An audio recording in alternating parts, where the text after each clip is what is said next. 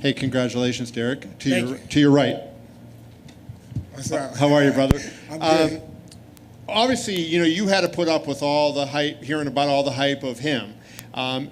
Does it feel better when you beat a guy where everybody, he's almost a 4-1 favorite over you, and he's, getting all that attention? Does it feel any better, or is it a win-win? Oh yeah, no, it definitely feels better. I had to get off social media all week. I opened up my phone and I was just like kind of glance at it, turn away, wasn't reading no Facebook, no Instagram. Everybody was just, you're gonna get dogged, you're gonna get, beat up real bad. I mean, I looked really good tonight. I got the finish, but let's not forget about what this kid done. Tavares is no slouch, and he went out there and just put Tavares away with nasty combos and all his fights. He's just putting people away. So, I'm just believing and trusting in what I've been doing lately, and that made the difference. He was going hard to your body. Did he ever hurt you with any of the body shots? It seemed like you backed into the cage. No, I'm really elusive about getting hit when I want to. But he was catching me right at the end of the punches. I saw that early that he was going to try to go to the body. But I was okay with that because he has really good high kicks. I was kind of expecting that. So he definitely was mixing up a little different than I thought he would come out. And you had said the other day that when you have a full camp that you're always the elite guy. I mean, do you feel like from this point forward now you're not going to take a fight if you have those 10 days off, you have the flu in the middle, like will you skip those fights and just fight only when you have the full camp, given the results? Yeah, I'm not giving enough respect in this division, and I'm okay with that. I'm okay with earning it. There's been fights when I had the flu. I went to the doctor to, nurse myself back to health, and 5 days later the fight come up. Or we had a hurricane in North Carolina, and I was home with the family, making sure everything was okay, and I had to fight, 10 days after that. So, and I wasn't training for 2 weeks. But nobody cares about the excuses, but whenever I have a fight, yes, I want to prepare properly and get a full camp in. And the guys down there with Henry Hoof and Sanford MMA, they get me ready for these big fights. And my last question for you, you look above you in the division. It's one of the best divisions out there, and there's a lot of really good guys. So where do you think you fit in, and what's the strategy? Where do you go next? Yeah, we're going to sit down and look at the division, what's up with the BMF belt, that's out there. Yeah, guys in the division. You have Till, you have Hermanson, you have a lot of guys. That's surging on and have a huge name that can make for great fights. So we're gonna sit back, take some time, and keep this momentum going. Derek, right here. Did you think his corner should have let him out going into the third round?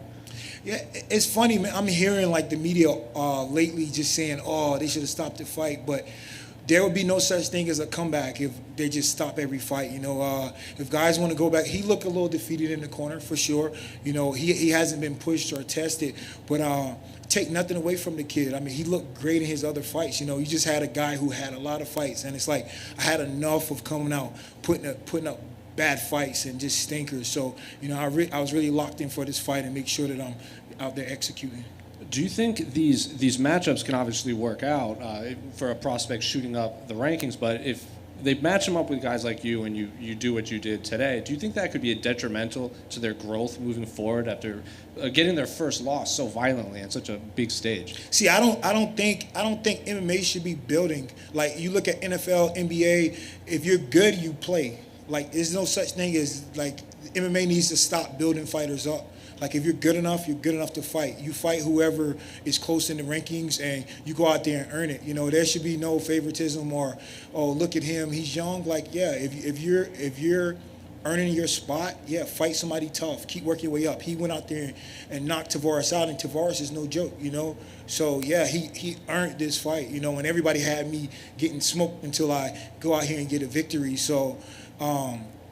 Man, everybody got to earn their stripe. So he earned the fight, and I went out there and earned the victory. Is that what you told him after? I saw you kind of talking to him after the scorecard or the decision was read. Yeah, it's funny. I've had wars and words with people, but I kind of watched his social media, checked him out, and I actually liked the kid, He seemed like a very solid kid, like bubbly kid.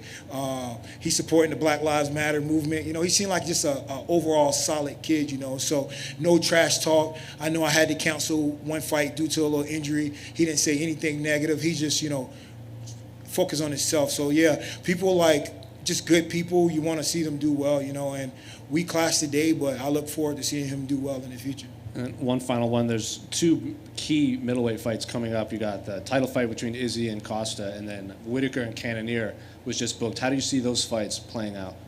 Yeah, those are some good fights. Izzy and Costa. Costa's going to come forward and just try to be the bull in that fight, and Izzy's going to try to move around and pick him apart. So whoever can impose their will, and then you're going to have Cannonier and Whitaker. They're just going to be throwing hard shots the whole time. So whoever can land that shot, and that should be who pick up the win. Derek, congratulations on the victory. Just curious, you're sitting back here, the boss man, he was talking about all these bonuses, didn't say your name. Does it bother you? You don't have any extra cash. Hey, it's always like that, I mean, I just spoil some parties, so when people a little, I'm not saying, nobody really, it's funny because nobody's really set up in MMA. It's like, okay, I fought him because I wasn't getting it done against the top, so I'm still ranked. I'm good enough at my age to still be ranked. He was surging, so boom, perfect matchup. So they had a lot of hype behind him and expect a lot from him, and when it didn't go his way, maybe Dana Vision a little clouded right now, and deservingly so. I mean, they were expecting a lot of big things from him. That's Ronda Rousey's golden boy. So, yeah, it is what it is. Now that you got the victory and you look at this division, what's your pathway to the title? Do you have anyone that you're eyeing, or how do you see yourself holding a gold strap? There's a lot of good fights to make, Cannonier Whitaker, that's a good fight, try to come up on the winner of that fight. You got Darren Till, I know he just lost, but he has a huge name. You got the BMF belt. A lot of things, I want big fights. I want to go out here and prepare and get in these big fights. And lastly, you and the champ have the same haircut. Who wears it better? I wear it better, of course. I'm the most handsome guy of the two. One more. Speaking on you and Izzy, what's the difference between the Derek Brunson tonight and the one that fought the surging Israel Adesanya in New York? Just wrong game plan. If you go look at that fight, I did it to myself. Taking nothing away from Izzy, but I did it to myself. I rushed in and got caught with a knee. I didn't really get picked apart from the outside. I was being too predictable with my takedowns. I shot in and got hit with a knee, and then I'm trying to fight when I get a little dazed and didn't turn out well. So, I learned from all of my past fights, and I'm ready to move forward.